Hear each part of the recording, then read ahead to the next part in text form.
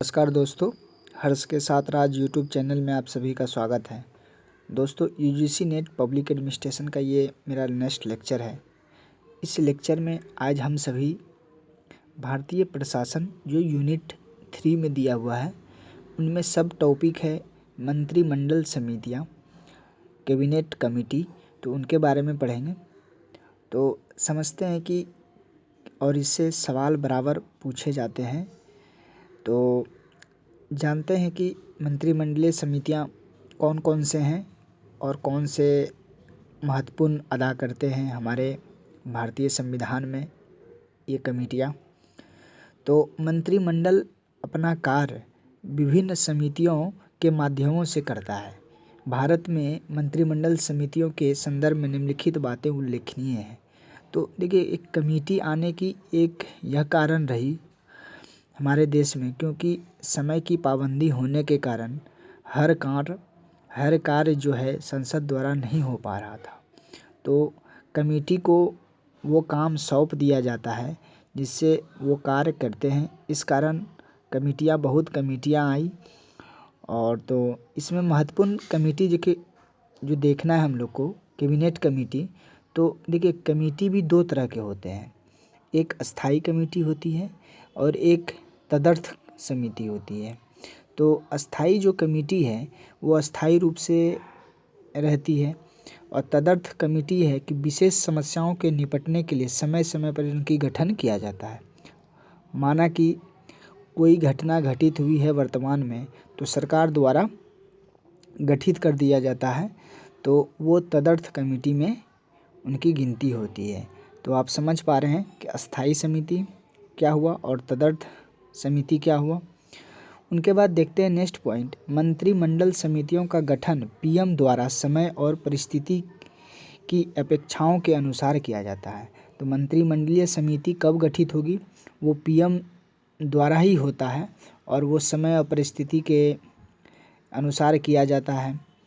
तो next point है, इन समितियों में सदस्यों की संख्या 3 से 8 तक हो सकती है। इसमें प्रायः कैबिनेट स्तर के मंत्री होते हैं।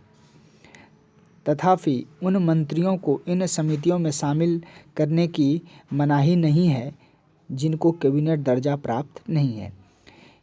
इस पॉइंट से यह तात्पर्य निकलता है कि कमेटी की संख्या 3 से 8 हो सकती है और प्रायः कैबिनेट स्तर के ही मंत्री उस कैबिनेट के कमेटी में सदस्य होते हैं।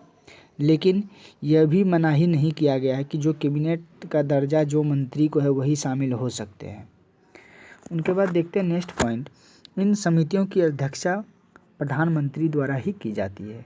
तो पीएम ही इनकी अध्यक्षता करते हैं मंत्रिमंडलीय समिति का। तो सर्वाधिक महत्वपूर्ण अस्थाई जो कमेटियां हैं वो 4 हैं। यहाँ पर हमने देखा मंत्रिमंडल समिति दो तरह के होते हैं, अस्थाई और तदर्थ, जिनमें से अस्थाई समिति 4 महत्वपूर्ण है, जिनमें से प्रथम है राजनीतिक मामलों की समिति, सेकंड है आर्थिक मामलों की समिति, थर्ड है नियुक्ति मामलों की समिति और फोर्थ संसदीय मामलों की समिति। तो इन उपर्युक्त प्रथम 3 समिति की अध्यक्षता माननीय प्रधानमंत्री द्वारा किया जाता है और चौथी समिति की अध्यक्षता गृह मंत्री, चौथी हो गया। संसदीय मामलों की अध्यक्षता कौन करेंगे? तो गृह मंत्री द्वारा किया जाता है। सभी कैबिनेट समिति में राजनीतिक मामले से जुड़ी समिति को सुपर कैबिनेट माना जाता है। तो जो प्रथम है राजनीतिक मामलों की कमेटी, उनको सुपर कैबिनेट भी माना जाता है और इनसे ये सवाल पूछा जा चुका है कि सुपर कैबिनेट कौन सी कमेटी को कहा जाता है। तो आप प्रीवियस ईयर के क्वेश्चन देखें, उससे आपको मालूम चलेगा। तो आप समझ पा रहे हैं कि अस्थाई समिति 4 हो गए, राजनीतिक, आर्थिक, नियुक्ति और संसदीय। और सुपर कैबिनेट किसे कहा जाता है? तो राजनीतिक मामलों की कमेटी को। नेक्स्ट देखते हैं जो हमारा वित्तीय आर्थिक मामलों के जो वित्तीय समितियां हैं, इनमें 3 प्रकार के प्रमुख जो वित्तीय समितियां हैं। तो उनमें देखते हैं, प्रथम है लोक लेखा कमेटी। तो लोक लेखा कमेटी, इससे भी सवाल बराबर आ चुके हैं, तो आप ध्यान से इनको जानकारी आपको रखना है। लोक लेखा समिति पब्लिक अकाउंट कमेटी है ये। तो इनका गठन 1919 के अंतर्गत 1921 में गठित हुआ। ठीक, इनमें 22 सदस्य, जिनमें से 15 सदस्य लोकसभा के होते हैं और 7 सदस्य राज्यसभा के होते हैं। तो ये सवाल पूछा भी गया है, तो आपको याद रखना है कि 22 इसके टोटल सदस्यों की संख्या कितनी है, 22, जिनमें से लोकसभा के सदस्य होंगे 15 और राज्यसभा से इनमें कितने सदस्य बन सकते हैं, तो 7। इनका कार्यकाल 1 वर्ष का होता है। कार्यकाल कितने, 1 वर्ष का। किसी मंत्री इसके सदस्य नहीं हो सकते, ये भी सवाल पूछा गया है। बाय ऑप्शन रहा था, किसी मंत्री लोक लेखा समिति के सदस्य नहीं हो सकते। समिति के अध्यक्ष लोकसभा अध्यक्ष द्वारा विपक्ष दल के नेता को चुना जाता है। एक परंपरा अनुसार चलते आ रहा है कि इस कमेटी का जो अध्यक्ष होगा वो विपक्ष के नेता ही रहते हैं। और इनका कार्य देख लेते हैं। कार्य ये है कि कैग जो हमारा नियंत्रण महालेखा परीक्षक है, आर्टिकल 148 में जो दिया गया है कि वार्षिक प्रतिवेदन की जांच करता है लोक लेखा समिति। विनियोग जो लेखा तथा वित्त लेखा के साथ अन्य लेखा के भी ये जांच करता है। नेक्स्ट कार्य इनकी है, राज्य निगमों, व्यापार संस्थानों तथा विनिर्माण परियोजनाओं के लेखा तथा कैग के लेखा परीक्षा प्रतिवेदन के भी जांच करता है। उनके बाद नेक्स्ट है, किसी वित्तीय वर्ष में किसी सेवा में मद में खर्च राशि की भी जांच करता है। तो लोक लेखा समिति के बारे में आपको टू द पॉइंट जानना है जो एग्ज़ाम में बराबर पूछे जाते हैं। ये कब गठित हुआ, इनके सदस्य कितने हैं टोटल, कार्यकाल कितना है और इनके कौन से सदस्य बन सकते हैं, और लोकसभा राज्यसभा से इसके सदस्य की संख्या कितनी है, मेंबर चुने जा सकते हैं और इनके कार्य क्या हैं। तो लोक लेखा समिति को प्राक्कलन समिति की जुड़वा बहन भी कहा जाता है। तो ये भी सवाल पूछा जाता है, तो आपको याद रखना है। नेक्स्ट जो कमेटी है, एस्टीमेट कमेटी, जो कि प्राक्कलन समिति भी कहा जाता है इनको। तो एस्टीमेट समिति जो है ये इनका गठन 1921 में स्थापित जॉन मथाई की सिफारिश से हुआ था। तो डायरेक्ट सवाल आ सकते हैं कि जॉन मथाई की सिफारिश पर कौन सी कमेटी की गठित हुई है, तो प्राक्कलन समिति है, एस्टीमेट कमेटी है। इनकी टोटल संख्या जो है 30 सदस्य हैं। सभी सदस्य लोकसभा के होते हैं, निम्न सदन लोकसभा के ही टोटल सदस्य इसमें होते हैं। कोई मंत्री सदस्य नहीं होगा, जिस प्रकार आपने लोक लेखा समिति में देखा, और ये भी 1 साल के लिए चुना जाता है। और इनका कार्य क्या है, बजट में सम्मिलित प्राक्कलनों की जांच करना तथा सार्वजनिक व्यय में किफ़ायत के लिए सुझाव देना।